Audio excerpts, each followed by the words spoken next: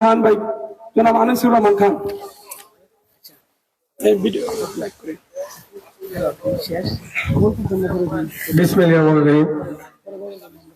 আজকের ইসলামী সমাজ কল্যাণ পরিষদের উদ্যোগে আয়োজিত অনুষ্ঠান সিরাত প্রণীত এবং কোরআন তেলাওয়াত এবং গজল সন্ধ্যাবসায়ী সম্মানিত সভাপতি সাহেব, উপস্থিত বিশেষ অতিথিবৃন্দ, উপস্থিত এলাকার গণ্যমান্য ব্যক্তিবর্গ, উপস্থিত যারা গজল পরিবেশন করেছেন বিভিন্ন শিল্পগোষ্ঠী, আসসালামু আলাইকুম।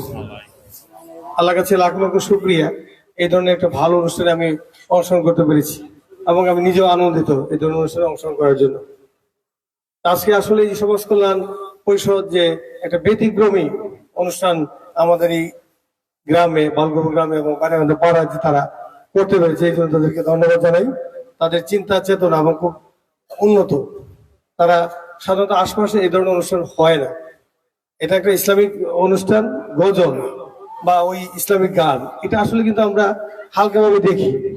আসলে কিন্তু অনেক সময় গজলেও কিন্তু মানুষের মনের প্রশান্তি আসে, শান্তি খুঁজে পাওয়া যায় এবং আল্লাহর প্রতি একটা আনুগত্য সৃষ্টি হয়, বিশ্বাস সৃষ্টি হয় এবং নবী ভালোবাসার সৃষ্টি হয়।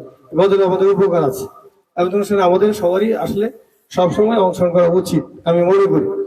আমাদের ইসলামী অনুষ্ঠান করার উদ্দেশ্যটা কি? আসলে এই ধরনের অনুষ্ঠানের উদ্দেশ্য হলো একটি লোক যদি মনের পরিবর্তন আসে, এটি হলো সার্থকতা। আসলে আমরা অনেকে আসি না, এটা খামখেয়ালি চোখে দেখি। আসলে আমরা এটা দেখা উচিত না। আসলে তারা এই যুবক, আমাদের যুবক, কেউ ভাতিজা, কেউ ভাই, যারা আসলে এই তারা যে এই একটা অনুষ্ঠান, তারা যে এই যে এটা তৃতীয় বর্ষে পদার্পণ করে আসছে, এটা আসলে আমরা এলাকাবাসী গর্বিত। তারা যে ধরনের একটা অনুষ্ঠান করতে পেরেছে এবং করে তারা, এতে কিন্তু আমাদের অনেক উপকার আসে। যেমন এই যে একটা আজকে যে সিরাত পরিচিত হইলো, আমাদের নবী করিম সাল্লাল্লাহু আলাইহি ওয়াসাল্লাম সম্বন্ধে আমাদের জানতে পেরেছি।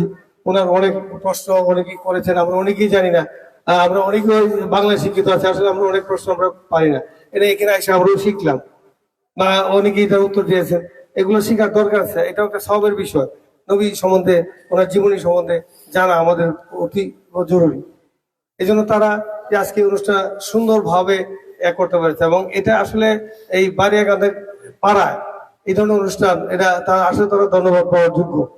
আমি সবসময় এই ধরনের অনুষ্ঠানে সবসময় অংশগ্রহণ করবো এবং আমাকে যদি আপনারা ডাকেন এবং তারা যদি আমার সব প্রতি বছরই ডাকে, এই ধরনের অনুষ্ঠানে আমি সবসময় অংশগ্রহণ করার চেষ্টা করবো এবং আরো সামনের বছর হিসেবে স্বাবলম্বিত যাতে হয়, সুন্দর হয়, আমিও চেষ্টা করবো। আজকে ওই যারা ওই আপনার শিল্পগোষ্ঠী যারা আজকে গজল পরিবেশন করছে, খুব সুন্দর হয়েছে, খুব সুন্দর কণ্ঠে তারা আজকে আমাদের গজল এবং ইসলামিক গান উপহার দিয়েছে। আমার কাছে খুবই ভালো লাগছে। তাই আপনাদেরকেও ধন্যবাদ জানাই। এই ধরনের অনুষ্ঠান যাতে আপনারাও সহায়তা করবেন, সামনের বছর যাতে আরো, আসলে মানুষ না হইলে ভালো লাগে না, লোক যদি আমাদের সমাগম না হয় ভালো লাগে না। তারপর তাদের চিন্তা চেতনা ঠিক আছে, আমরা ইসলামিক অনুষ্ঠান আমরা প্রতি বছর করে যাব, লোক যত কমই হোক না কেন তাতে কিছু যায় আসে না। আমাদের উদ্দেশ্য যে আমাদের একটা ভালো কাজ করা, আস্তে আস্তে লোক বাড়বে ইনশাল্লাহ। এই এই সমাজ কল্যাণের প্রত্যেক সদস্যবৃন্দকে আমি ধন্যবাদ জানাই যারা আয়োজন করেছেন।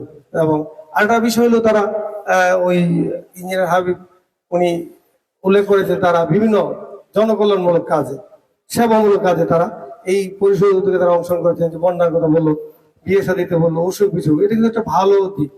এইগুলো কাজই তো আসলে ভালো। শুধু আপনার নামাজ রোজার পাশাপাশি আপনি যদি ওই সাহায্যের হাত বাড়ায় দেন, মানুষের কল্যাণে আপনারা যদি সব করেন, আপনার টাকা খরচ করেন, তারা আসলে যারা এই পরিষদের সদস্য তারা কিন্তু আসলে এত টাকা বলা না, তারা খুব স্বল্প বেতনে চাকরি করেন, তারা বিভিন্ন মাদ্রাসায় মসজিদ চাকরি করেন, কেউ বা চাকরি করেন, কেউ হয়তো দু একজন ব্যতীত সবাই তো আসলে তার মধ্যে যদি তারা যে সাহায্যের হাত বাড়ায় দেন, এটা সত্যি আসলে আমাদের গৌরবের বিষয়।